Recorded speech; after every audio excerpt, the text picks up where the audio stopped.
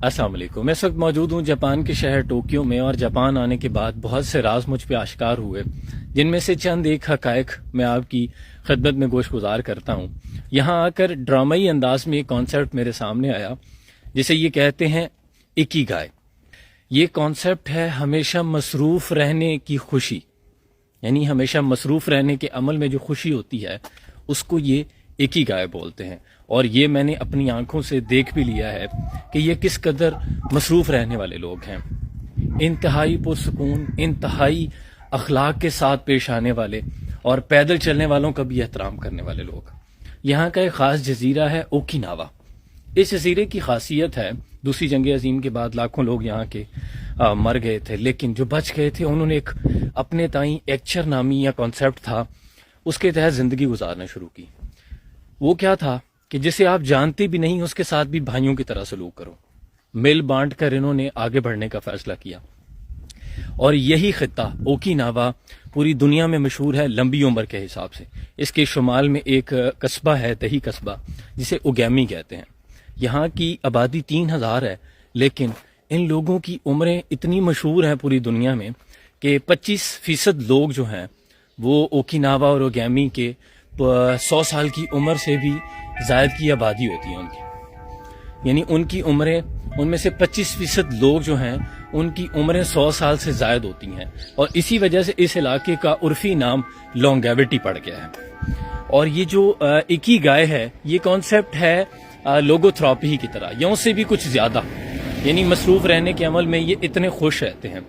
اور اوکیناوا کی ایک وجہ شہرت یہ بھی ہے کہ یہاں ایک مشہور پھل پایا جاتا ہے جسے یہ کہتے ہیں شیکواسا، جس کے اندر وائٹامن سی اور وائٹامن ای بہت زیادہ ہوتے ہیں. اور جاپنیز وہ قوم ہے جن کے موبائلوں میں سائلنٹ موڈ کی جگہ مینر موڈ ہے. یعنی یہ سائلنٹ موڈ کو مینر موڈ کہتے ہیں، اخلاقیات کا موڈ. یعنی دوسرے آپ کی رنگ ٹون سے بھی ڈسٹرب نہ ہو. یہ پبلک ٹرانسپورٹ پر، پبلک ریسٹورینٹس پر، پبلک مقامات پر فون نہیں سنتے تاکہ کوئی دوسرا ڈسٹرب نہ ہو. جاپان وہ ملک ہے جہاں کے بچوں کو پہلی جماعت سے لے کے 6ٹھی جماعت تک اخلاقیات پڑھائی جاتی ہیں. یعنی بچوں کو وہاں پہ کپڑے فولڈ کرنا، اپنے گھر کی صفائی کرنا، بلکہ جب بچے اسکول جاتے ہیں تو پہلے ٹیچرز کے ساتھ مل کر وہ اپنی کلاس روم اور شیشے صاف کرتے ہیں. اور اس ملک کا جو پریزیڈنٹ ہے، پرائم منسٹر ہے، وہ اپنا شیشہ چمکا کے گھر جاتا ہے. اور یہاں پہ اتنے امیر لوگ ہونے کے باوجود، یعنی اس کی اکانومی اتنی سٹرونگ ہے، آپ جانتے ہیں پوری دنیا میں ٹاپ پہ ہے، لیکن اس کے باوجود پوری دنیا کے 100 امیر ترین لوگوں میں سے جاپان کا کوئی بھی نہیں. ان کی زندگی اتنی سادہ ہے کہ گھروں میں ملازم بھی نہیں رکھتے.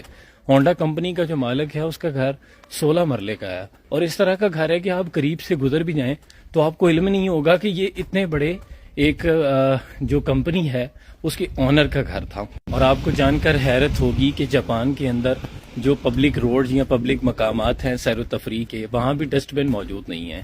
کسی شاپ کے باہر 7-11 کوئی شاپ ہوگی، اس کے باہر ڈسٹ بن موجود ہوگا، ورنہ آپ نے اپنے ریپر، اپنا جو گند ہے وہ اپنے بیگ میں رکھنا ہے. تمام ریپر، وہ ٹیشوز وغیرہ آپ نے گھر جا کے اپنی باسکٹ میں پھینکنے ہیں. اور صفائی کے لحاظ سے تو اتنے صاف ہیں کہ انہوں نے اس وجہ سے گھر ہی اتنے چھوٹے بنا لیے ہیں کہ زیادہ صفائی نہ کرنی پڑے.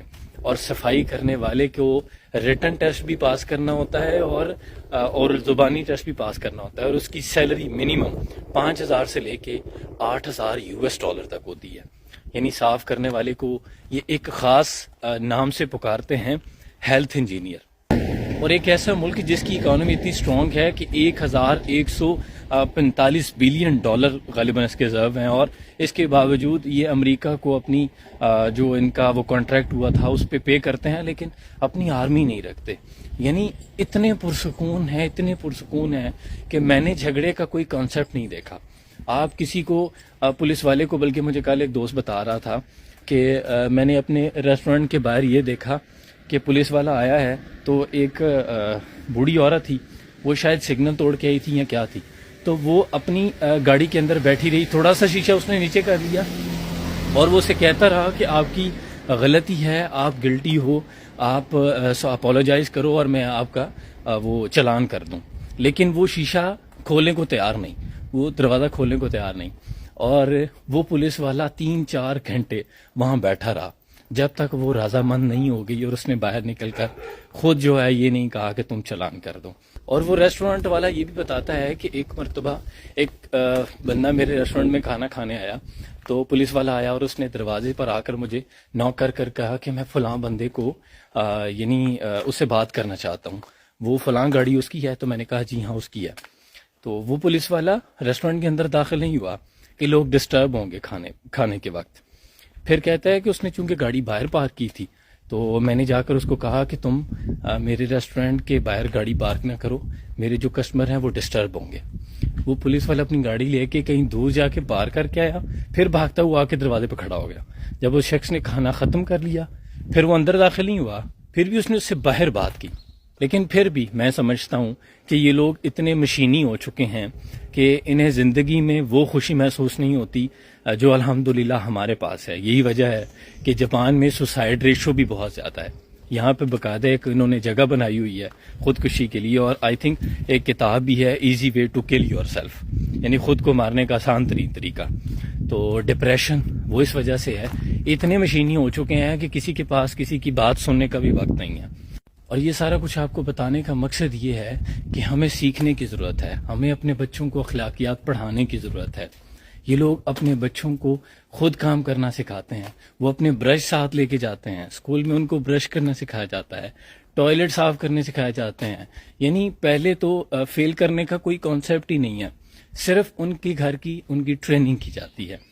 تو ایسے قومیں بنتی ہیں، یہ وہ معیار تھا جو ہمارے اسلاف کا تھا۔ کودی اسلاف سے ہم نے جو میراث پائی تھی، سریا سے زمین پہ آسمان نے ہم کو دے مارا۔ اور اقبال کہتے ہیں کتابیں اپنے آبا کی، وہ علم کے موتی جو دیکھو ان کو یورپ میں تو دل ہوتا ہے سی پارا۔